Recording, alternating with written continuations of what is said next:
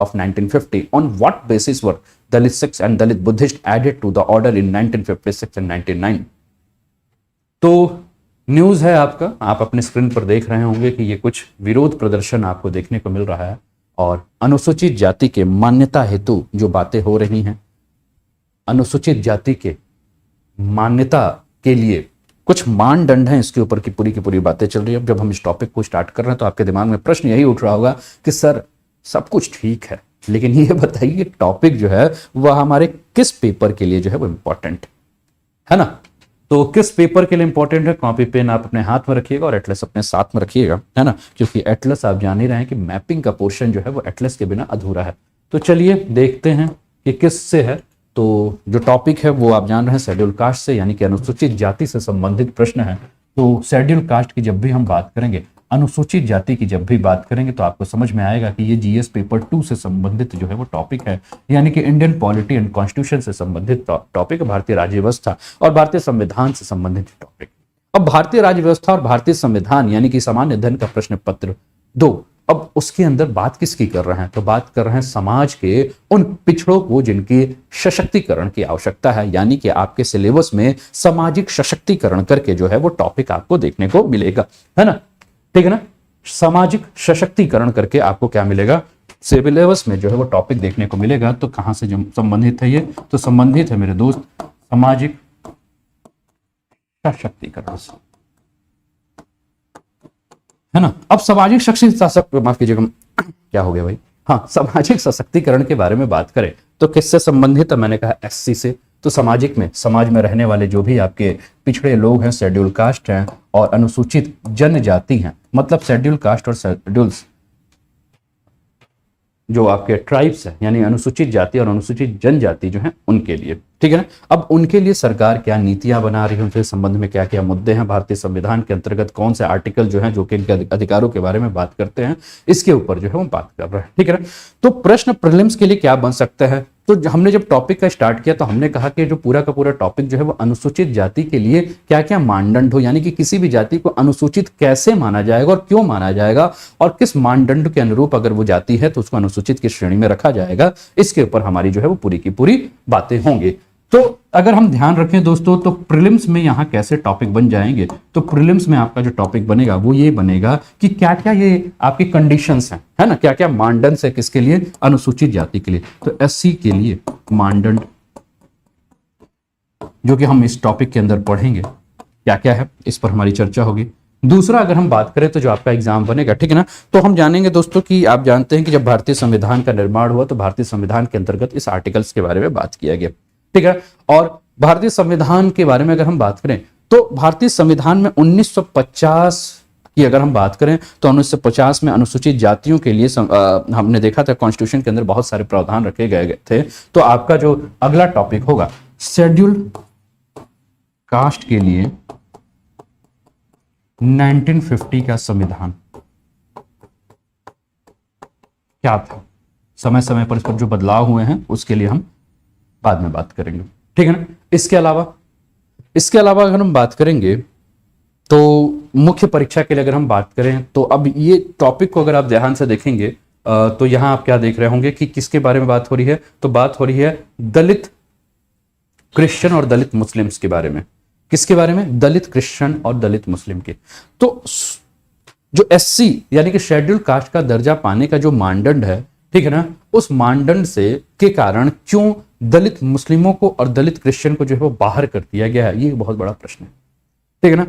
तो क्या दलित मुस्लिमों को या दलित क्रिश्चियंस को जो है इस मानदंड के से बाहर किया जाना चाहिए, इसका पक्ष क्या है, इसका विपक्ष क्या है, इस पर जो है वो आपसे मुख्य परीक्षा के लिए जो है ये क्या कर सकता है, प्रश्न आपसे पूछा जा सकता है। किसके लिए, मुख्य परीक्षा के लिए आपसे जो प्रश्न पूछा जा सकता है वो क्या पूछा जा सकता है। आप देख रहे होंगे कि आपको क्रिश्चियंस ड्रेस में जो है वो नजर आ रहे हैं, है ना। तो प्रश्न क्या पूछ सकता है, प्रश्न पूछ सकता है, हाँ, क्या चीज, शेड्यूल क्रिश्चियन और शेड्यूल मुस्लिम, ठीक है ना, दोनों से संबंध में प्रश्न पूछा जा सकता है, ठीक है ना।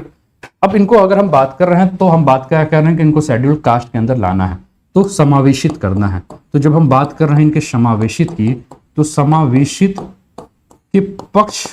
और विपक्ष क्या हो सकते हैं, है ना,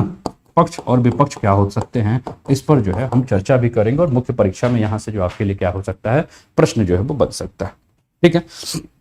लेकिन जब हिंदू का जब मैं ये न्यूज़ लाया तो इस न्यूज़ में जो बातें जो चल रही तो बात क्या है कि देखिए अभी सुप्रीम कोर्ट में जो है वो 1950 का जो हमारा संविधान है, जो कि अनुसूचित जाति के संदर्भ में एक आदेश था, उस आदेश को जो है वो चुनौती देते हुए ये आपको संविधान में जो है ये देखने को मिल रहा है।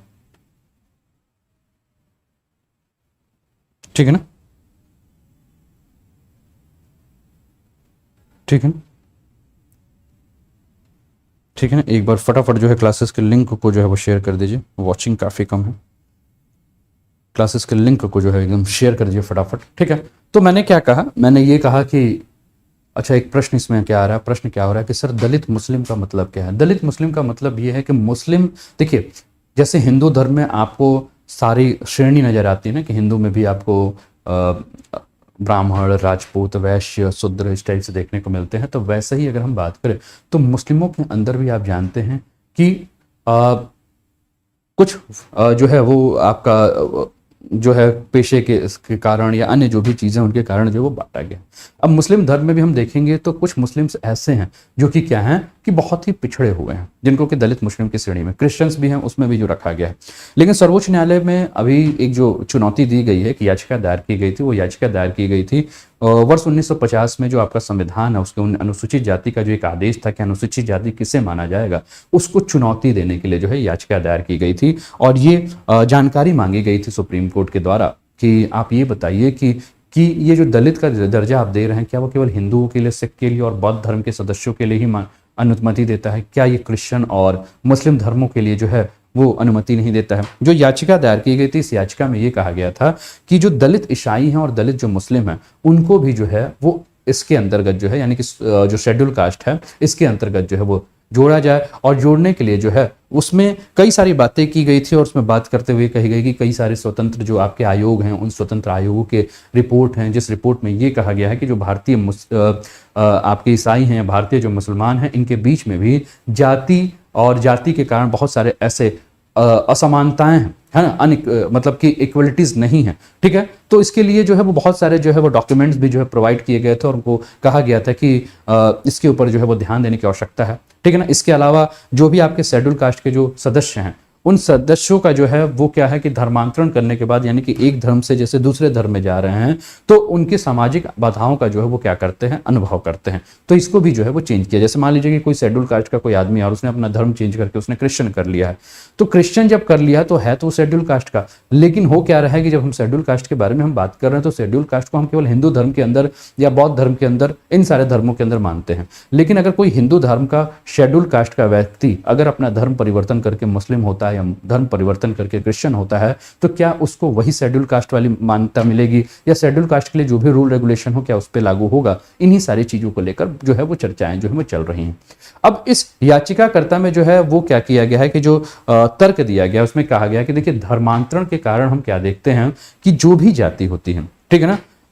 वो जाति क्या होती है कि अपना जो पहचान होता है वो खो देती है। जैसे कि हम मान लें कि हिंदू धर्म अगर कोई व्यक्ति है और वो निम्न जाति का है, शेड्यूल कास्ट का है ना, तो वो शेड्यूल कास्ट का है अगर, और शेड्यूल कास्ट का होने के कारण वो किसी एक जाति विशेष का है और उसने क्या किया, अपना धर्म जो है चेंज कर लिया, तो जिस जाति विशेष का था, जिस जाति का उसकी अपनी पहचान थी, वो जाति की पहचान तो उसको खो गई है। ठीक है ना, लेकिन वही अगर हम बात करते हैं कि कोई सिख धर्म को ज्वाइन कर रहा है, कि अब कोई बौद्ध धर्म को ज्वाइन कर रहा है, तो वो क्या है कि जातिवाद जो है वहां मौजूद नहीं है, फिर भी उन्हें एससी के रूप में जो है शामिल किया गया है। तो ऐसा क्यों है? इन्हीं सारी चीजों को लेकर जो है वो सुप्रीम कोर्ट में जो है वो याचिका दायर की गई है। अब याचिका जब दायर की गई है तो कई सारे आयोग जो थे, जो आयोग ने अपना रिपोर्ट दिया था, उस रिपोर्ट को जो है वो सामने रखा गया और उस रिपोर्ट के आधार पर जो है वो पूरी बातें की गई है कि देखिए धर्मांतरण के बाद भी अगर हम बात करें तो ये जो जातिवाद वाला या जाति आधारित जो भेदभाव है, ठीक है ना, वो वैसा ही जारी होता है। ऐसा नहीं होता है कि कोई हिंदू अगर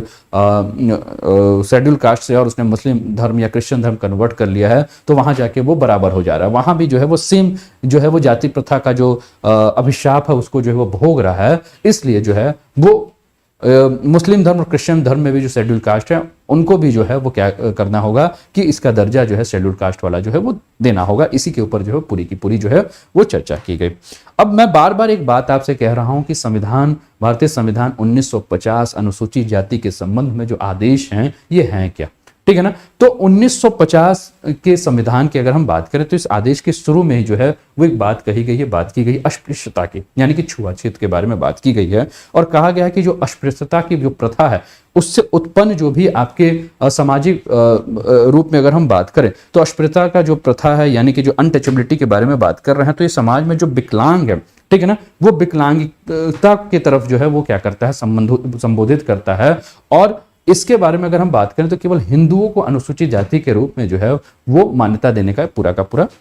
जो है वो प्रावधान है, इसके ऊपर जो है हम लोग बात कर रहे हैं। इसके अलावा एक बात और भी कही गई है कि 1956 में एक आदेश आया था और इस आदेश में जो है एक बात संशोधन किया गया था और संशोधन के माध्यम से यह समझाया गया था कि सिख धर्म अपनाने वाले दलितों को जो है इसके अंतर्गत शामिल किया जा सके। लेकिन 1990 में एक बार फिर से जो है इसके अंतर्गत संशोधन किया गया था और ये कहा गया था कि बौद्ध धर्म अपनाने वाले को भी जो है वो दलित के अंतर्गत जो है वो शामिल किया जा सकता है। तो ये जो दोनों के दोनों संशोधन हुए थे, वो संशोधन की अगर हम बात करें तो ये दोनों के दोनों संशोधन 1955 का एक रिपोर्ट आया था, जिस रिपोर्ट को हम काका कालेकर आयोग की रिपोर्ट करते हैं। इसके अलावा 1983 में अगर हम बात करें तो एक और रिपोर्ट आई थी और ये रिपोर्ट जो है ये हप पैनल की रिपोर्ट थी। अब ये हप पैनल की जो रिपोर्ट है इसमें अगर हम बात करें तो अल्पसंख्यकों को, अनुसूचित जातियों को, अनुसूचित जनजातियों को, ठीक है ना, पर उच्चाधिकार के लिए जो है एक पैनल का जो है वो निर्माण किया गया था और इस पैनल के द्वारा जो रिपोर्ट दी गई थी इसके आधार पर जो है बात की गई थी।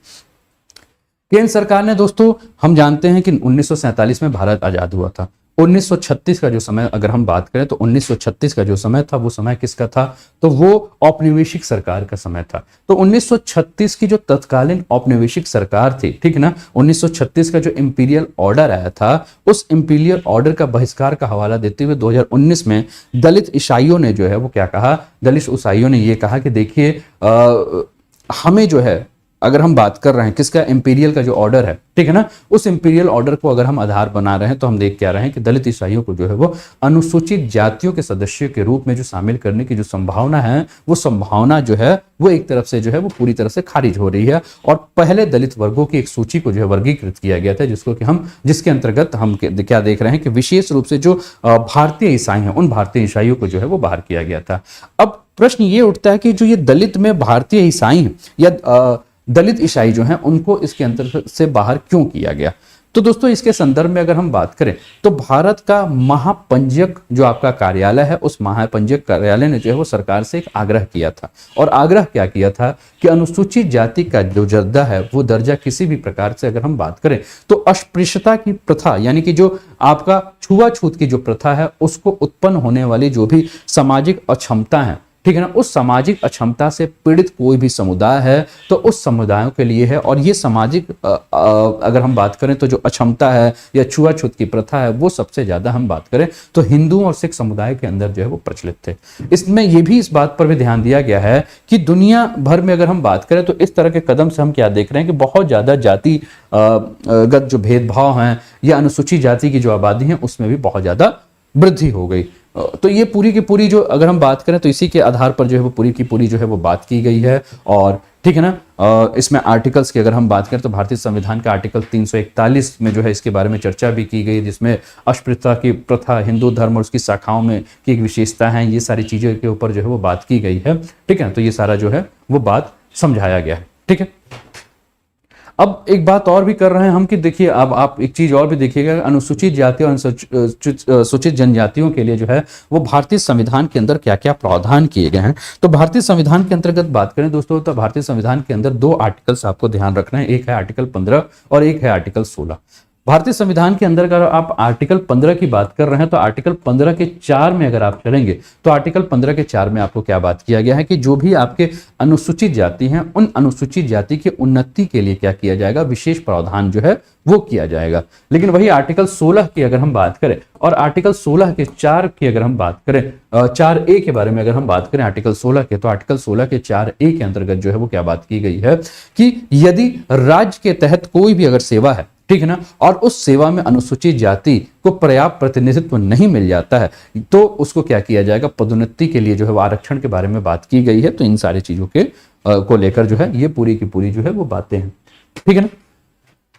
यहां तक किसी को कोई दिक्कत तो नहीं, ठीक है। अब इसके अलावा एक और भी आर्टिकल आपको याद रखना है, जैसे कि आर्टिकल 17 की अगर हम बात करेंगे तो आर्टिकल 17 किसकी बात कर रहा है, आर्टिकल 17 बात करता है अनटचेबिलिटी की, यानी कि अस्पृश्यता को समाप्त करने के बारे में बात करता है। इसके अलावा एक और भी आर्टिकल आपको याद रखना है, आर्टिकल 46 की अगर हम बात करें तो आर्टिकल 46 के ऊपर अगर हम बात करें तो आर्टिकल 46 क्या बात करता है, तो अनुसूचित जाति और जनजाति तथा समाज के जो भी आपके कमजोर वर्ग हैं उन समाज के कमजोर वर्ग के आर्थिक प्रोत्साहन और सामाजिक अन्याय और शोषण से सुरक्षा प्रदान करने के बारे में बात करता है। इसके अलावा एक और आर्टिकल अगर हम बात करें तो एक आर्टिकल आपको और भी याद रखना है, आर्टिकल 335। अब आर्टिकल 335 के बारे में बात करें तो इसके अंतर्गत यह प्रावधान किया गया है कि जो भी आपके संघ और राज्यों के मामले में जो भी आपके सेवाएं हैं और पदों पर जो है जो भी नियुक्तियां होंगी उसमें अनुसूचित जाति और अनुसूचित जनजातियों के सदस्यों के जो भी दावे होंगे, ठीक है ना, उस दावों में प्रशासनिक दक्षता के साथ साथ प्रशासनिक दक्षता को जो है वो क्या किया जाएगा,